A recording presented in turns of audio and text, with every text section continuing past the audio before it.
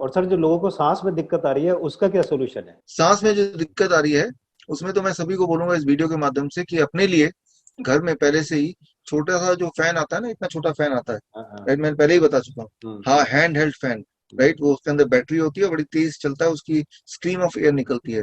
वो रख लें, 200-300 रुपए का आता है, वो खरीद के ही रख लें, वैसे ही रख लें।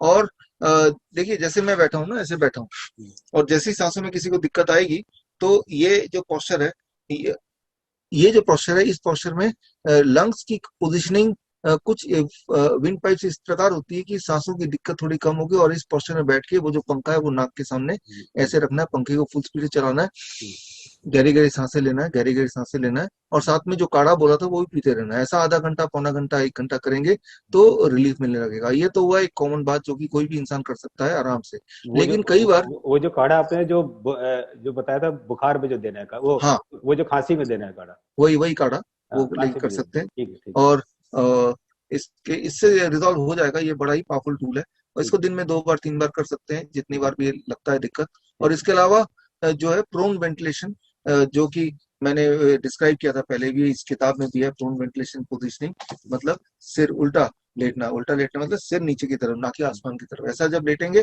तो आपका जो हार्ट है वो नीचे होता है, लंग्स ऊपर होता है, तो लंग्स की कैपेसिटी लगभग 20% बढ़ जाती है। और 20% कैपेसिटी बढ़ने से ऑटोमेटिकली आपका ऑक्सीजन सेचुरेशन भी बढ़ने लगता है, 1 घंटे में लगभग 1 से 2% बढ़ने लगता है। और ऐसे में जो ब्रेथलेसनेस की जो प्रॉब्लम है वो सॉल्व होने लगती है। लेकिन वो प्रोन वेंटिलेशन पोजिशन में लंबा टाइम तक रहना होता है, 12 घंटे, 15 घंटे, 16 घंटे। लेकिन जरा सोचिए, हॉस्पिटल के कॉम्प्लिकेशंस से तो बहुत ही अच्छा है, क्योंकि इसमें कोई साइड इफेक्ट नहीं है, बट इसके जो बेनिफिट है ऑलमोस्ट इमीडिएट है। हम्म। सर हमारा ऑक्सीजन लेवल कितना डाउन हो तो हम ये फैन वाला करें और कितना डाउन हो कि हम प्रॉन वेंटिलेशन पे आए?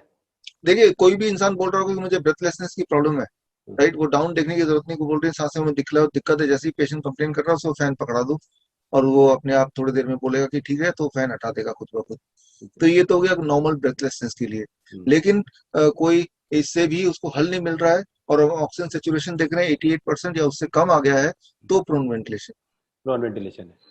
ओके। और सर कितने लेवल तक ये प्रॉन वेंटिलेशन काम करता है हमारा? अगर किसी का ऑक्सीजन लेवल कितने लेवल तक हो जहां तक हम प्रॉन वेंटिलेशन पे काम करेगा, या उसके देखिए ऊपर भी हमारे पास जो उसके पेशेंट आए हैं, लगभग 50% तक तो हमारे पास पेशेंट आए हैं जिनको हमने रिवाइव किया है। ओके। तो मैं अपने एक्सपीरियंस से देख के तो हम 50% तो मैं बोल ही सकता हूँ। ठीक है। लेकिन उससे नीचे होगा तो काम करेगा कि नहीं, I do not know. Okay. तो सर क्या क्या आप ये भी सलाह देंगे लोगों को कि ऑक्सीजन सिलेंडर अगर छोटा मिलता है तो घर पे रख लें वो?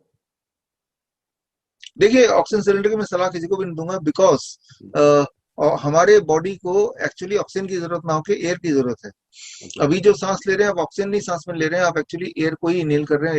एयर ही आपको बॉडी को चाहिए, उसका एक खास परसेंटेज ऑक्सीजन का जरूर है, ठीक है। राइट। तो आपके बॉडी को हर बार एयर ही चाहिए। और ऐसा है क्या कि जो लोग ऑक्सीजन लेते हैं उनकी लाइफ लंबी हो जाती है, या उनके जिंदा रहने के चांसेस बढ़ जाते हैं? अनफॉर्चुनेटली ऐसा नहीं है। आप ये बुक पढ़िएगा, मेरे वेबसाइट में है, फ्री डाउनलोड है। इस बुक में मैंने एविडेंसेस दिए हैं कि जो लोग ऑक्सीजन लेते हैं किसी भी पर्टिकुलर सिनेरियो में, उनके चांसेस जिंदा रहने के चांसेस बढ़ जाते हैं, ऐसा नहीं देखा गया है। तो ये कॉम्प्लिकेटेड चीज है, तो ऑक्सीजन के पे ध्यान छोड़ के आपको एयर पे ध्यान देना चाहिए, कि हमें हमारे लंग्स में ज्यादा से ज्यादा एयर जाए, ना कि ऑक्सीजन जाए।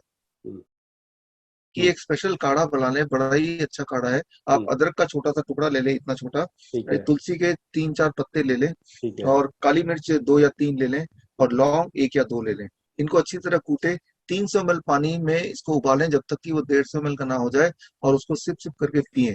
और ऐसा दिन में 3-4 बार करें,